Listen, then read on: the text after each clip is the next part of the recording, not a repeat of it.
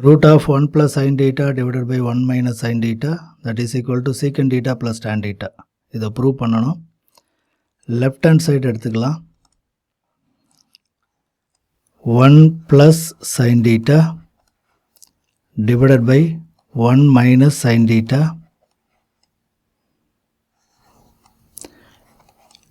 இந்த மாதிரி 1 minus sin theta 1 plus sin theta இருந்ததுன்னா மோஸ்ட் ப்ராபபிளி அதோட காஞ்சுகேட் எடுத்து பெருக்கினா தான் நமக்கு ஒரு ஸ்டெப்பு கிடைக்கும். 1 plus sin theta 1 minus sin theta ஓடைய காஞ்சுகேட் 1 plus sin theta. மேலையும் கீழையும் ஒரே நம்பரால் பெருக்கிறதுனால ஈக்குவேஷன் மாறாது. இப்போது மேலே வந்து 1 plus sin theta the whole square இருக்குது. கீழே வந்து a minus b a plus b a square 1 square 1 தான் sin square theta.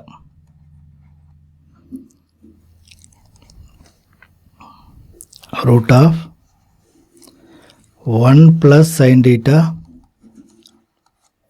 whole square divided by 1 minus sin square theta வந்து cos square theta ன்னு எழுதிக்கலாம். இதை root of 1 plus sin theta divided by cos theta the whole square ன்னு எழுதிக்கலாம். So இந்த ரூட்டும் இந்த ஸ்கொயரும் cancel ஆயிரும்.